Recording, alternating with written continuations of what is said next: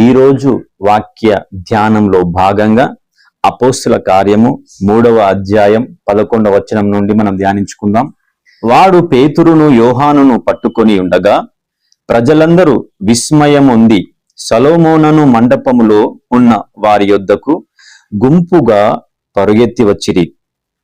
పేతురు దీనిని చూచి ప్రజలతో ఇట్లా పేతురు వాళ్ళని చూసి ఇట్లా అంటున్నాడు, ఏమని? ఇశ్రాయేలీయులారా, మీరు వీని విషయమై ఎందుకు ఆశ్చర్యపడుచున్నారు? మా సొంత శక్తి చేతనైనను భక్తి చేతనైనను వీనికి బలమిచ్చినట్లుగా మీరెందుకు మా తట్టు తేరి చూచుచున్నారు? అబ్రహాము, ఇస్సాకు, యాకోబు అనువారి దేవుడు అనగా మన పితరుల దేవుడు తన సేవకుడైన యేసును మహిమపరిచి ఉన్నాడు. మీరు ఆయనను అప్పగించితిరి. పిలాతు ఆయనను విడుదల చేయుటకు నిశ్చయించినప్పుడు మీరు అతని ఎదుట ఆయనను నిరాకరించిరి. వినండి, 12వ వచనంలో పేతురు ఏమంటున్నాడు?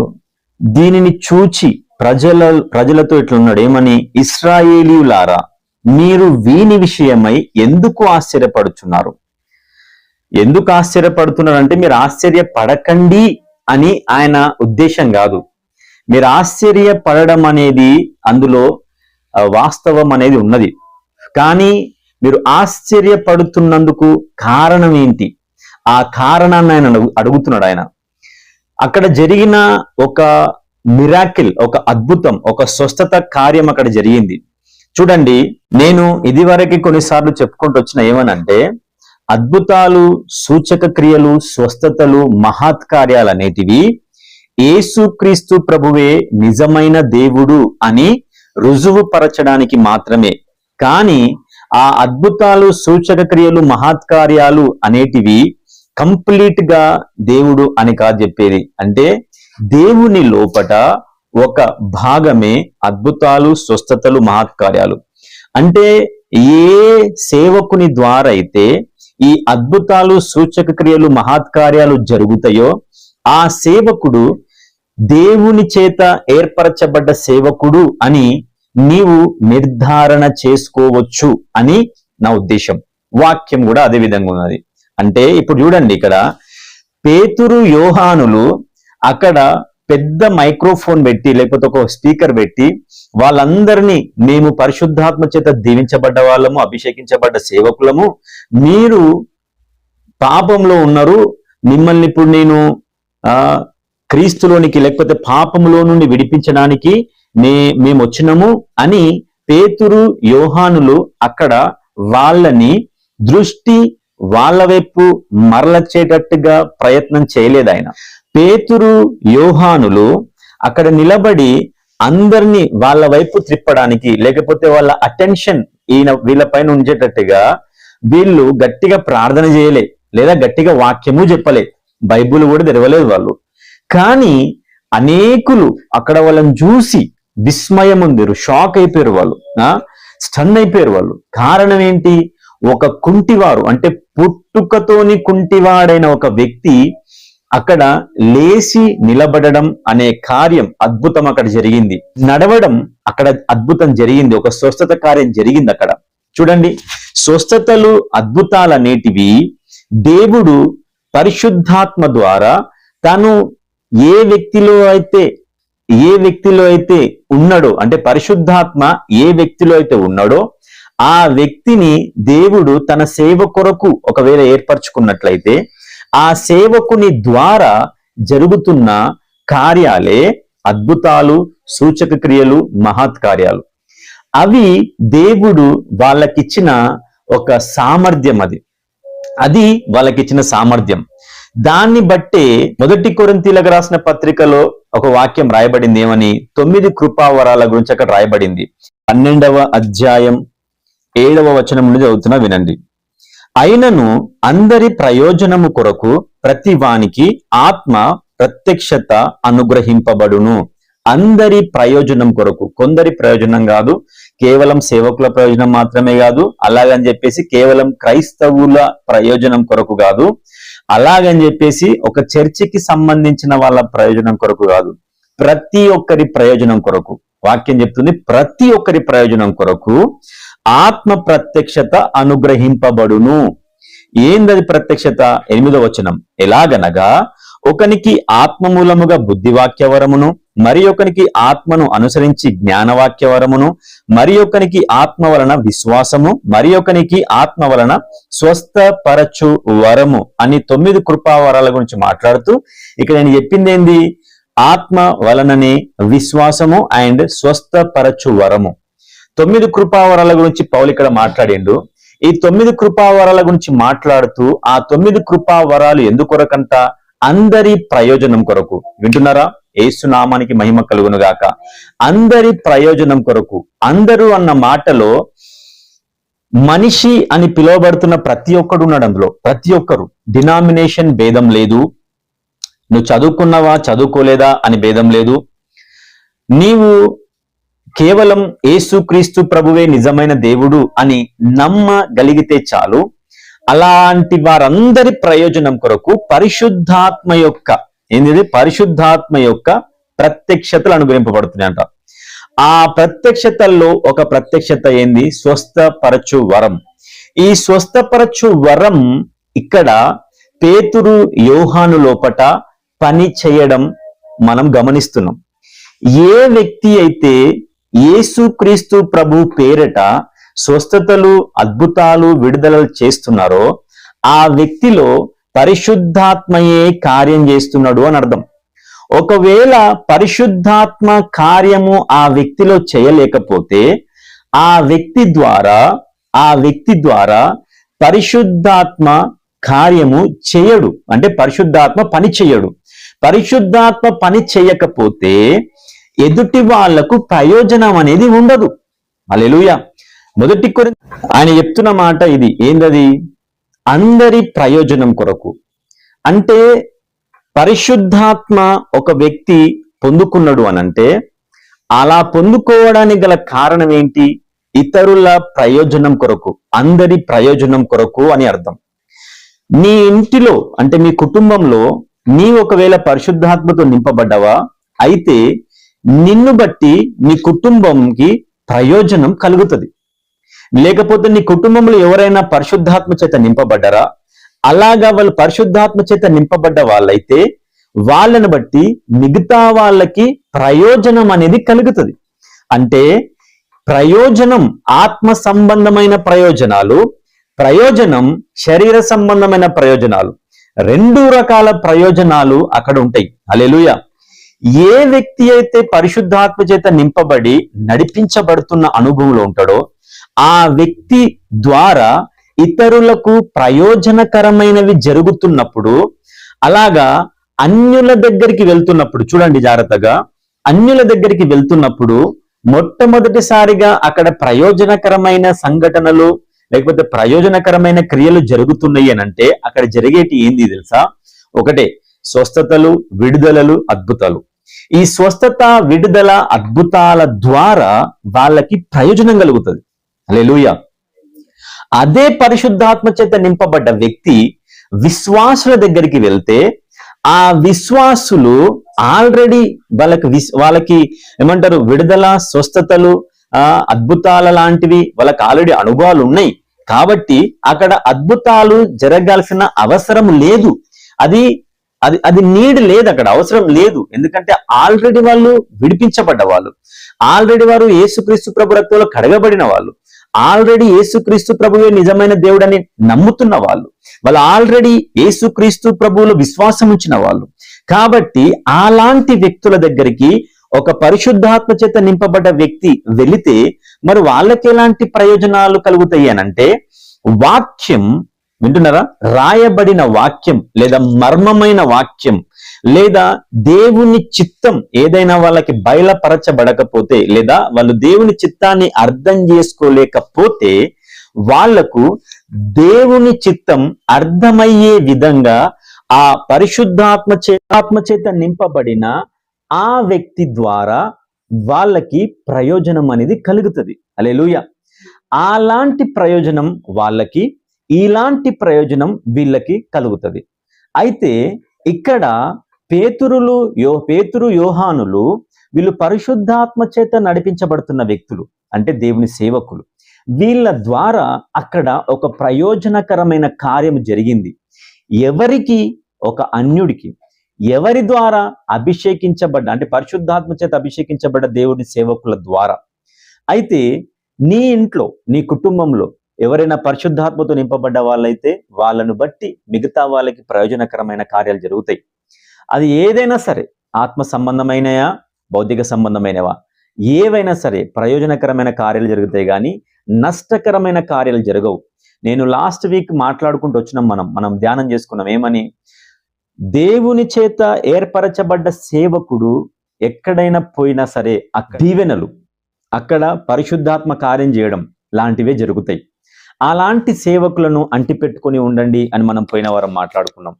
అదేవిధంగా దాన్ని కంటిన్యూషన్ చేస్తూ ఈరోజు పేతురు దీనిని చూచి వాళ్ళని అంటున్నాడు, ఇజ్రాయిల్లారా, మీరు వీనిని విషయమై ఎందుకు ఆశ్చర్యపడుతున్నారు అని. అంటే ఆశ్చర్యకార్యం అక్కడ జరిగింది కాబట్టి వాళ్ళు ఆశ్చర్యపోతున్నారు. ఆశ్చర్యకార్యం జరుగుతున్నది కాబట్టి వాళ్ళు ఆశ్చర్యపోతున్నారు. ఆశ్చర్యకార్యాలు జరుగుతున్నాయా? అయితే ఆ వ్యక్తి పరిశుద్ధాత్మ చేత నడిపించబడుతున్న వ్యక్తి. చాలా మంది సేవకులు ఈ మధ్యకాలంలో స్వస్థతలు లేవు, అద్భుతాలు లేవని కొంతమంది మాట్లాడుతున్నారు. ఇంకా దారుణం ఏంటంటే కొంతమంది పరిశుద్ధాత్మనే గురించి ఎక్కువ మాట్లాడరు, పరిశుద్ధాత్మను సంఘాలకు పరిచయం చేయరు, స్వస్థతల గురించి మాట్లాడరు. స్వస్థతలు మనుషులకు అవసరం, పరిశుద్ధాత్మ మనుషులకు అవసరం. నేను బాప్తిజం పొందుకున్నా, నేను మారు మనసు పొందుకున్నా, నేను ప్రతిరోజు వాక్యం చదువుకుంటా, నేను ప్రతిరోజు ప్రార్థన చేసుకుంటా, నేను పాటలు పాడుకుంటా, నేను చర్చికి వెళ్తా, నేను దశమ భాగం ఇస్తా, కానుక ఇస్తా అని నువ్వు ఎంత పెద్ద లిస్ట్ చెప్పు, అదంతా పక్కన పెట్టేసి మొట్టమొదటిసారిగా నేను నీకు అడుగుతున్న ఒక ప్రశ్న ఏంది తెలుసా? నీవు పరిశుద్ధాత్మతో నింపబడ్డావా లేదా? హల్లెలూయా. ఏ వ్యక్తి అయితే పరిశుద్ధాత్మ చేత నింపబడకుండా మిగతా కార్యక్రమాలు ఎన్ని చేసినా అవన్నీ వేస్ట్ వేస్ట్ వేస్ట్. నీవు పరిశుద్ధాత్మ చేత నింపబడితే తప్ప నీ వలన ప్రయోజనకరమైన కార్యాలు జరగవు. ఇక్కడ చూడండి, పరిశుద్ధాత్మ చేత నింపబడ్డ ఈ పేతురు యోహానుల ద్వారా అక్కడ ప్రయోజనకరమైన కార్యం జరిగింది. మారు మనసు పొంది నువ్వు కొన్ని సంవత్సరాలు గడుపుతావు, నేను మారు మనసు పొందినా అని చెప్పుకుంటావు, నేను యేసుక్రీస్తు ప్రభుని నమ్ముకున్నా అని నువ్వు చెప్పుకుంటావు, నేను ఇంకా తాగుడు మానేసిన, బూతులు మాట్లాడను, నేను వాక్యం చదువుకుంటూనే కూర్చుంటా, ప్రార్థన చేసుకుంటా, ఇవన్నీ మస్తు చెప్తావు సాక్ష్యాలు. కానీ నీ ద్వారా ఇతరులకు ప్రయోజనకరమైనవి ఏమైనా జరుగుతున్నాయా లేదా? అది గుర్తుపెట్టుకో. నీ ద్వారా ఇతరులకు ప్రయోజనకరమైన క్రియలు, ఏమైనా పనులు జరుగుతున్నాయా లేదా? నీవు ఇతరులకు ప్రయోజనకరంగా లేవు అనంటే నీవు పరిశుద్ధాత్మ చేత నింపి నడిపించబడే అనుభవంలో నువ్వు లేవు అని నీకు అర్థం కావాలా. నిన్ను బట్టి ఇతరులకు ఏమైనా ప్రయోజన కార్యాలు జరిగినాయా, జరగలేదా? అది ఒక్కసారి రిమైండ్ చేసుకో, అది గుర్తు తెచ్చుకో. నీ ద్వారా నీ ఊరికి ఏమైనా ప్రయోజనం జరిగిందా? నీ ద్వారా నీ కుటుంబానికి ఏమైనా ప్రయోజనం జరిగిందా? నీ ద్వారా నీ భర్తకి ఏమైనా ప్రయోజనం జరిగిందా? నీ ద్వారా నీ భార్యకి ఏమైనా ప్రయోజనం జరిగిందా? నీ ద్వారా నీ పిల్లలకు, నీవు ఉంటున్న ప్లేస్ లో ఏమంటారు, చుట్టాలల్లా, బంధువులల్లా, రక్త సంబంధ స్నేహితులల్లా ఎవరికైనా ప్రయోజనకరమైన కార్యం జరిగిందా? నాకు తెలిసిన కొన్ని కుటుంబాల గురించి సాక్ష్యం చెప్పగలను. ఏమనంటే వాళ్ళ విశ్వాస జీవితాన్ని బట్టి, అంటే వాళ్ళ ఆ భార్యల విశ్వాస జీవితాన్ని బట్టి వాళ్ళ భర్తలు యేసుక్రీస్తు ప్రభువులోనికి రావడం అనే అనుభవాలు వాళ్ళ ఇంట్లో ఉన్నాయి, వాళ్ళ కుటుంబాల్లో ఉన్నాయి. వాళ్ళ సాక్ష్యాలు చెప్తారు, ఇప్పటికీ వాళ్ళు ఉన్నారు ఇక్కడ ఆన్లైన్ లో కూడా. వాళ్ళ భర్తలు ఇది వరకు తాగుబోతూ లేకపోతే లోకంలో మారు మనసు లేకుండా జీవిస్తున్న అలాంటి భర్తలు విశ్వాసురాలైన, పరిశుద్ధాత్మ చేత నడిపించబడుతున్న, ప్రార్థన పరురాలైన ఆ విశ్వాసి యొక్క భార్య అయిన తనను బట్టి తన భర్త విషయంలో ప్రయోజనకరమైన కార్యాలు జరిగినాయి, వారి కుటుంబాలకు ప్రయోజన కార్యాలు జరిగినాయి, వాళ్ళ భర్తలు మారిర్రు, వాళ్ళ పిల్లలు మారిర్రు. అలాంటి కార్యాలు నీ ప్రార్థన ద్వారా, నీ ద్వారా జరుగుతున్నాయి అనంటే నీవు పరిశుద్ధాత్మ చేత నడిపించబడుతున్న వ్యక్తివే. ఇది నువ్వు జ్ఞాపకం పెట్టుకో. ఇంకా నా లోపల పరిశుద్ధాత్మ ఉన్నాడా లేదా అనే డౌట్ నీకు రావద్దు. నీ ప్రార్థనల ద్వారా, నీ ద్వారా నీ భర్తకి ప్రయోజనం జరిగిందా? నీవు నీ కుటుంబానికి ప్రయోజనకరంగా ఉంటున్నావా? అయితే నీవు పరిశుద్ధాత్మ చేత నడిపించబడుతున్న వ్యక్తివే. కొంతమంది భర్తలు ఉంటారు, వాళ్ళు మంచి చదువుకున్నోళ్ళే, జ్ఞానం ఉన్నోళ్ళే ఉంటారు, కానీ భౌతిక విషయాలలో వాళ్ళ కుటుంబానికి ఎలాంటి ప్రయోజనకరంగా కూడా ఉండరు. వాళ్ళు అంటే జాబులు చేయడం కానీ, డబ్బులు సంపాదించే విషయంలోనే కానీ, కుటుంబాన్ని పోషించే విషయంలోనే కానీ, భార్య పిల్లలు పట్టించుకునే విషయంలోనే కానీ వాళ్ళు ఎలాంటి ప్రయోజనకరంగా వాళ్ళు లేని స్థితిలో వాళ్ళు ఉంటారు. చూడండి, పరిశుద్ధాత్మ ఒకవేళ ఒక కుటుంబంలో లేకపోతే ఒక వ్యక్తిలో పనిచేస్తున్నాడు అని అంటే ఆ వ్యక్తి కేవలం వాక్యం చెప్పడం మాత్రమే కాదు, ఆ వ్యక్తి కేవలము దేవుని ఆత్మ సంబంధమైన విషయాలలో ఉండడం మాత్రమే కాదు, కానీ ఆ వ్యక్తి దేవుని చిత్తానుసారమైన వ్యక్తి అయితే, లేకపోతే దేవుని చిత్తం ఆ వ్యక్తి పట్ల ఉన్నట్లయితే ఆ వ్యక్తి తన కుటుంబానికి భౌతిక విషయాల్లో కూడా ప్రయోజనకరంగా ఉంటాడు. ఆమేన్, హల్లెలూయా. అలాంటి వ్యక్తులు పరిశుద్ధాత్మ చేత నడిపించబడుతున్న వ్యక్తులు. సరే, నేను ముందుకు వెళ్తున్నా, వినండి. 12వ వచనం, పేతురు దీన్ని చూచి ప్రజలతో ఇట్లా నేను, ఇశ్రాయేలీయులారా, మీరు దీని విషయమై ఎందుకు ఆశ్చర్యపడుతున్నారు? మా సొంత శక్తి చేత కాదు, మా భక్తి చేత కాదు, దీనికి బలమిచ్చినట్లుగా మీరెందుకు మా తట్టు తేరి చూస్తున్నారు? వినండి, సేవకులు ఇక్కడ పరిశుద్ధాత్మ చేత నడిపించబడి ఒక అద్భుత కార్యం చేసినా గాని వాళ్ళ గురించి వాళ్ళు మాట్లాడుకోవట్లే, వాళ్ళు దేవుని గురించి మాట్లాడుతున్నారు. అంటే మీరు మమ్మల్ని చూడకండి, మమ్మల్ని నడిపించిన దేవుని చూడండి అని. అంటే ఒక అద్భుతము సూచక క్రియలు జరుగుతున్నాయి అని అంటే ఆ అద్భుతాలు సూచక్రియల ద్వారా దేవుని వైపు ప్రతి ఒక్కరి దృష్టి మరలాలి అని సేవకుల ఆలోచన. ఇక్కడ పేతురు యోహానుల ఆలోచన. నేను నెక్స్ట్ చదువుతున్నా, వినండి. 13వ వచనం, అబ్రహాము, ఇస్సాకు, యాకోబు అనువారి దేవుడు అనగా మన పితరుల దేవుడు తన సేవకుడైన యేసును మహిమపరచి ఉన్నాడు. వినండి, దేవుడు యేసుక్రీస్తు ప్రభుని మహిమపరచెను అంటున్నాడు. మహిమపరచెను అని అంటే అర్థం ఏంది? యేసు అన్న మాటకు రక్షకుడు అని అర్థం. హల్లెలూయా. యేసు అన్న మాటకు రక్షకుడు, క్రీస్తు అన్న మాటకు అభిషేక్తుడు అని అర్థం. క్రీస్తు అంటే మరియాతో దేవదూతలు మాట్లాడినప్పుడు, ఇదిగో నువ్వు ఒక శిశువుకు గర్భం ధరించినవు, ఒక శిశువుని గంటవు, ఆయనకు యేసు అనే పేరు పెడతావు అని చెప్పారు వాళ్ళు.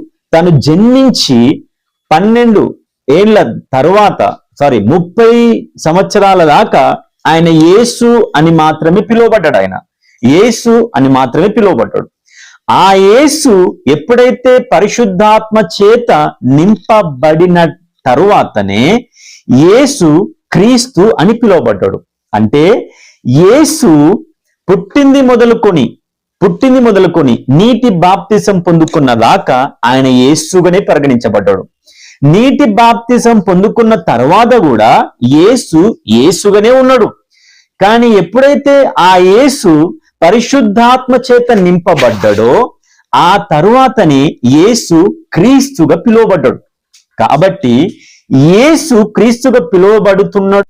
ఎప్పుడైతే పరిశుద్ధాత్మ చేత యేసు నింపబడ్డాడో అప్పుడు పరలోకం నుండి ఒక స్వరం వినబడింది. ఏమని? ఈయన నా ప్రియ కుమారుడు, ఈయన యందు నేను ఆనందించుచున్నాను అని. వినండి, ఆది కాండంలో ఆదాము చేసిన ఆజ్ఞ అతిక్రమాన్ని బట్టి దేవుడు సంతాపపడ్డాడు. మనుషులను చూసి ఆయన సంతాపపడ్డాడు, ఆయన దుఃఖపడ్డాడు అనే వాక్యం చెప్తుంది. అదే దేవుడు మరలా ఇక్కడ ఒక మానవుణ్ణి చూసి సంతోషపడుతున్నాడు. ఈయన యందు నేను ఆనందించుతున్నా అంటున్నాడు. అంటే మొదటి ఆదాము ఆజ్ఞ అతిక్రమాన్ని బట్టి ఆయనలో నుండి పరిశుద్ధాత్మ వెళ్ళిపోయిండు. అలా వెళ్ళిపోయినందుకు దేవుని చిత్తం ఆదాము లోపట నెరవేరకుండా పోయింది. హల్లెలూయా. కాబట్టి ఆయనను సృజించిన దేవునికి బాధ కలిగింది. అదే దేవుడు ఈ యేసుక్రీస్తు ప్రభు అని మానవ శరీరాకారంతో జన్మించిన ఈ యేసుక్రీస్తు ప్రభు పరిశుద్ధాత్మతో నింపబడిన తరువాత ఆయనను చూస్తూ మాట్లాడుతున్న మాట, ఈయన నా కుమారుడు, ఈయన యందు నేను ఆనందించుచున్నాను అని. అంటే నిన్ను బట్టి దేవుడు సంతోషపడాలా? అయితే నువ్వు పరిశుద్ధాత్మతో నింపబడాలా. నిన్ను బట్టి పరలోకమందున్న నీ తండ్రి, నువ్వు దేవుడని నమ్ముతున్న నీ తండ్రి ఆనందించబడాలా? అయితే నువ్వు పరిశుద్ధాత్మ చేత నడిపించబడాలా. నీ పక్షాన దేవుడు ఎందుకు సంతోషిస్తాడు అని అంటే నీవు ఆయన కుమారుడిగా మార్చబడతావు. ఎప్పుడు? నీళ్లలో మునిగిన దాన్ని బట్టి కాదు, పరిశుద్ధాత్మతో నింపబడిన దాన్ని బట్టి. ఇది చాలా జాగ్రత్తగా గమనించండి. చాలా మంది అనుకుంటారు ఏమనంటే, నేను బాప్తిజం పొందుకున్న తర్వాత నాకు కష్టాలు వస్తాయి, శ్రమలు వస్తాయి, ఇబ్బందులు వస్తాయి, ఇక శోధనలు ఎక్కువ పెరిగిపోతాయి అని వాళ్ళు చెప్పారు, ఈ పాస్టర్ చెప్పారు కాబట్టి నేను బాప్తిజం తీసుకుంటలేనని చెప్పి చాలా మంది భయపడతారు. అలా భయపడడానికి వీల్లేదు. నీకు ఒక సత్యం తెలియలే, నీకు భయపెట్టడానికే చాలా మంది ఇష్టపడ్డారు, ముందుకొచ్చారు, కానీ నీకు ఒక సత్యం వాళ్ళు తెలియనీయలేదు. వాళ్ళు నీకు చెప్పలేదు ఏంది ఆ సత్యం అని అంటే, నీటి బాప్తిజం పొందుకున్న ఆ వ్యక్తి పరిశుద్ధాత్మ యొక్క బాప్తిజం కూడా పొందుకోవాలా. యేసుక్రీస్తు ప్రభు మనకు ఒక మాదిరిని ఇచ్చిపోయిండు. ఏ మాదిరి అనంటే, యేసుక్రీస్తు ప్రభు కూడా నీలాగా నాలాగా ఒక సాధారణమైన మనిషిగా ఈ భూమి మీద జన్మించిండు. అలాగా జన్మించిన యేసు నీటి బాప్తిజం పొందుకున్న తర్వాత ఆయన అట్లా ఉండిపోలే. నీటి బాప్తిజం పొందుకున్న ఆ యేసు పరిశుద్ధాత్మ చేత బాప్తిజం పొందుకున్నాడు. అంటే పరిశుద్ధాత్మ చేత నింపబడ్డాడు ఆయన. నీవు నీటి బాప్తిజం పొందుకున్న నీవు నీటి బాప్తిజం పొందుకున్నట్టే ఉండిపోతున్నావా? అయితే నీకు శోధనలు పెరిగిపోతాయి. నీకు అపవాది యొక్క టార్గెట్ నీ పైన పెరిగిపోతుంది. నువ్వు అపవాదిని జయించలేవు. నీవు కూడా మొదటి ఆదాములాగా పడిపోయే ఛాన్సెస్ ఉంటాయి. కాబట్టి నువ్వేం చేయాలంటే, నీటి బాప్తిజం పొందుకున్న నీవు పరిశుద్ధాత్మతో నింపబడ్డానికి ప్రయత్నం చేయాలా. పరిశుద్ధాత్మతో నింపబడ్డ నీవు దేవునికి కుమారుడిగా పిలువబడతావు, దేవునికి కుమార్తెగా పిలువబడతావు. అలా నువ్వు దేవుని కుమారుడిగా కుమార్తెగా నువ్వు పిలువబడితే తప్ప అపవాదిని జయించలేవు, నీ శోధనలను నువ్వు జయించలేవు. యేసు క్రీస్తుగా పిలువబడ్డాడు. కారణం బాప్తిజం అంటే పరిశుద్ధాత్మతో ఆయన నింపబడ్డాడు కాబట్టి ఆయన కుమారుడిగా పిలువబడ్డాడు. ఆయన యందు దేవుడు ఆనందించిండు. నీవు కూడా కుమార్తెగా కుమారుడిగా పిలువబడితే తప్ప నీ యందు దేవుడు ఆనందించలేడు. నీ యందు దేవుడు ఆనందించాలి అనంటే నీవు పరిశుద్ధాత్మ చేత నింపబడ్డ వ్యక్తివై ఉండాలా. ఎందుకు పరిశుద్ధాత్మ చేత నింపబడ్డ వ్యక్తివై ఉండాలి అనంటే, నీటి బాప్సం సరిపోదా? సరిపోదు. నీటి బాప్సం సరిపోదు. ఇంకొంతమంది అంటారు నీటి బాప్సం తీసుకోకపోయినా పర్లేదు, మనం పరలోక రాజ్యం వెళ్ళిపోవచ్చు అని. అది కూడా రాంగ్, కరెక్ట్ కాదు. అది ఇంపార్టెంట్, కానీ బాప్తిజం అనేది లాస్ట్ కాదు, అదే ఎండ్ కాదు. బాప్తిజం, నీటి బాప్తిజం అనేది నీ విశ్వాస జీవితానికి ఆరంభం లాంటిది మాత్రమే. అంటే నీటి బాప్తిజం తీసుకోవడం ఎందుకు అనంటే, నేను మారు మనసు పొందినా, ఇంకా నా పాపాలకు నాకు సంబంధం లేదు, అపవాదికి నాకు ఇంకా సంబంధం లేదు, లేకపోతే ఈ లోకానికి నేను చనిపోయినా, నేను తిరిగి జన్మించిన, ఇక యేసుక్రీస్తు ప్రభువే నా రక్షకుడు, నా భారమంతా నేను ఆయన పైన వేసేసిన, ఇక మీదట నేను ఆయన కొరకే బ్రతుకుతా అని నువ్వు పర్సనల్ గా తీసుకున్న నీ నిర్ణయం ఏదైతే, నీ ఆలోచన ఏదైతే ఉంటుందో, ఆ ఆలోచనను, ఆ నిర్ణయాన్ని అందరి ముందు బహిరంగంగా సాక్ష్యం చెప్పడమే నీటి బాప్తిజం. కాబట్టి నువ్వు అలా సాక్ష్యం చెప్పడం స్టార్ట్ చేసినావా, అయితే అపవాది నిన్ను ఈ భూమి మీద సమాధానంగా ఉంచనివ్వడు. జాగ్రత్తగా ఈ గమనించు. ఎవరైతే దేవుని గురించి సాక్ష్యం చెప్పడానికి అడుగు ముందుకేస్తారో, తెగిస్తారో, నిలబడతారో, వాళ్ళ పక్షాన అపవాది కామ్గా ఉండడు. వాళ్ళని చంపేయడానికి అపవాది ప్లాన్ చేస్తాడు. వాళ్ళు అపవాది రాజ్యాన్ని కూల్చడానికి నిలబడ్డ వ్యక్తులే. ఇది గమనించండి. నీవు యేసుక్రీస్తు ప్రభు గురించి చెప్తున్నారా? నీవు యేసుక్రీస్తు ప్రభు గురించి సాక్ష్యం చెప్పట్లేవా? అయితే నీతోని అపవాదికి ఏ పంచాయతీ ఉండదు. ఒకవేళ నువ్వు యేసుక్రీస్తు ప్రభు గురించి సాక్ష్యం చెప్తున్నావా, అయితే నిన్ను బట్టి అపవాదికి సమాధానం ఉండదు. వాడికి చెంచలం మంచలం లేస్తుంది, వాడికి కోపం వస్తుంది నీ మీద, వాడు నీ మీద పగబడతాడు, నిన్నెప్పుడు చంపేయాలా అని నీ మీద టార్గెట్ చేసి కూర్చుంటాడు. కాబట్టి నువ్వు ఎక్కడ దొరుకుతావా అని వెయిట్ చేస్తాడు. అలాంటి ఒక మెయిన్ టార్గెట్ లిస్ట్ లోకి నువ్వు వెళ్ళిపోతావు అపవాదికి. కాబట్టి నేను చెప్పేది ఏంటనంటే, నువ్వు నీటి బాప్తిజం పొందుకో, నీటి బాప్తిజం పొందుకొని అక్కడికి ఆగిపోకు. నువ్వు పరిశుద్ధాత్మతో నింపబడడానికి ప్రయత్నం చేయి. పరిశుద్ధాత్మతో నింపబడిన తరువాతనే నువ్వు నిజమైన క్రైస్తవ జీవితాన్ని ఈ భూమి మీద, దేవునికి ఇష్టమైన జీవితాన్ని ఈ భూమి మీద గడపగలవు, అపవాదిని ఎదిరించగలవు. చూడండి, యేసు అని పిలువబడుతున్న ఆ వ్యక్తి క్రీస్తుగా, అభిషిక్తుడిగా ఎప్పుడైండు అని అంటే పరిశుద్ధాత్మ చేత నింపబడినప్పుడే. ఒకవేళ యేసు అని పిలువబడుతున్న ఆ వ్యక్తి పరిశుద్ధాత్మ చేత నింపబడి ఉండకపోయి ఉండుంటే ఆయన కూడా ఒక సాధారణమైన మనిషిలాగానే అపవాది యొక్క శోధనలకు ఆయన పడిపోయేవాడేమో, ఖచ్చితంగా పడిపోయేవాడేమో.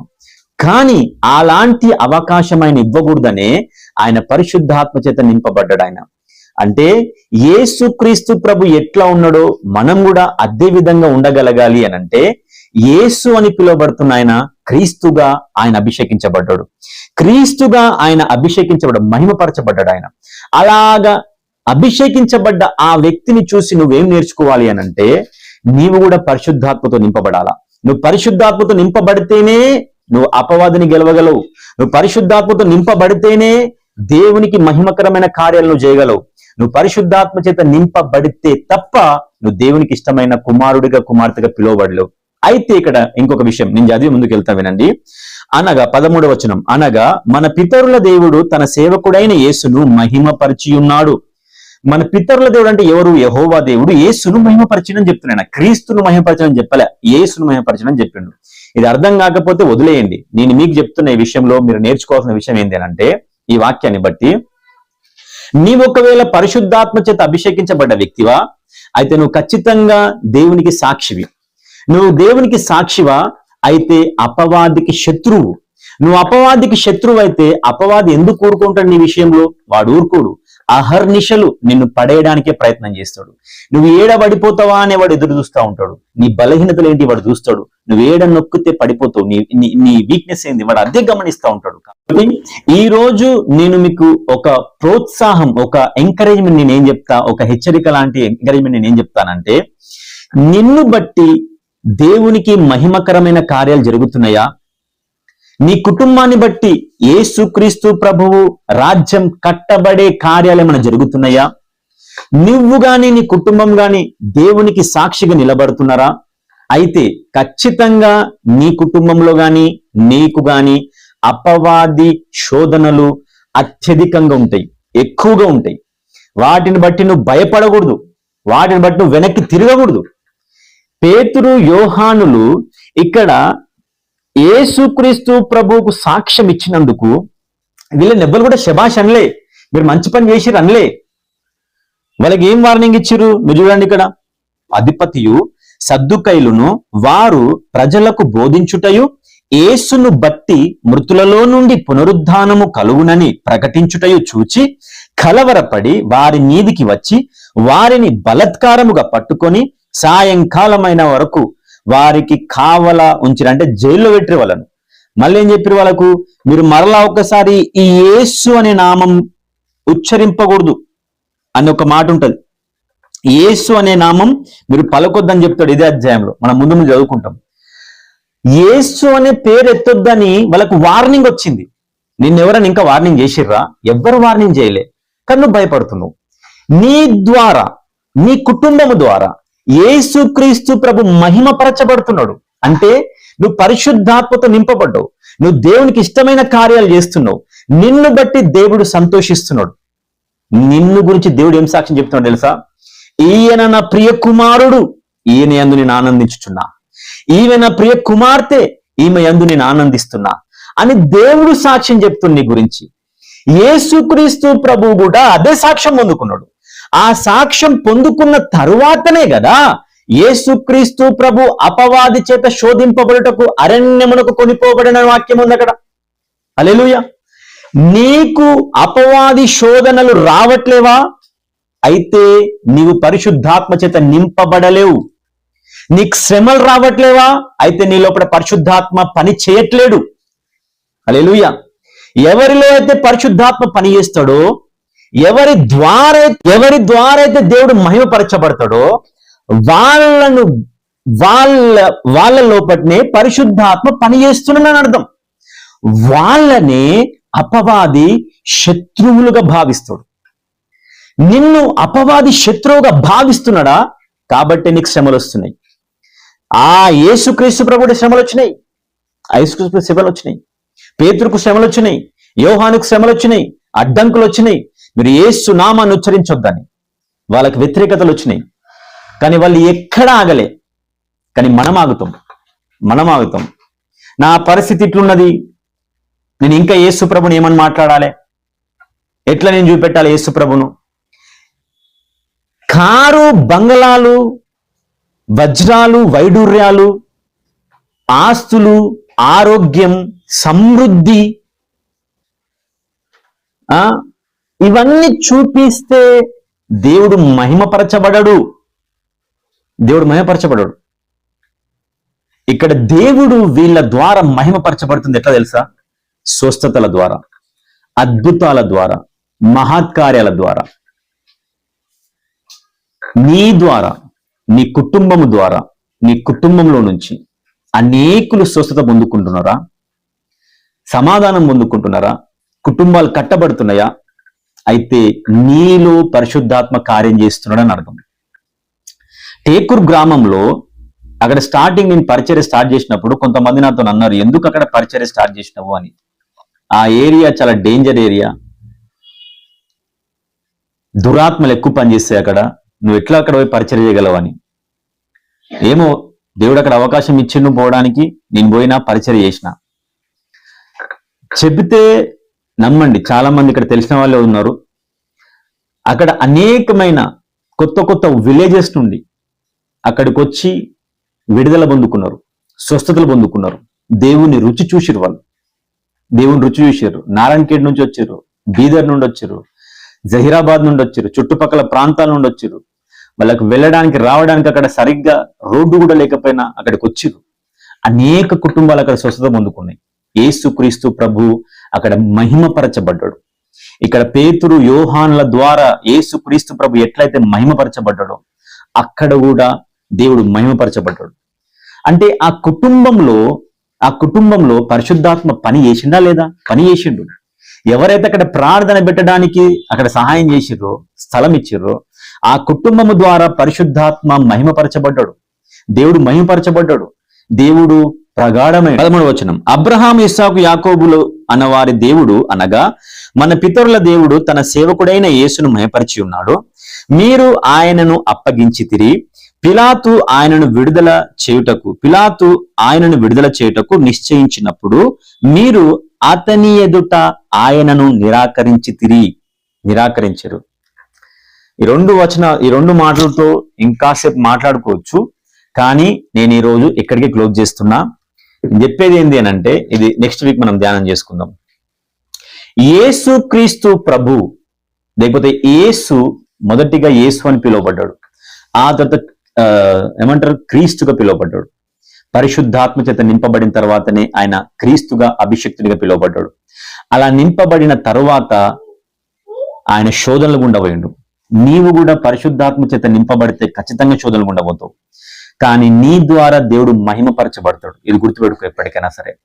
అటువంటి కృప లేకపోతే ఇటువంటి జ్ఞానం, శోధనలు వస్తున్నాయి అనంటే దేవుడు నా ద్వారా మహిమపరచబడుతున్నాడు అని అర్థం చేసుకున్నట్లుగా పరిశుద్ధాత్మ మీ జ్ఞానం అనుగ్రహించును గాక.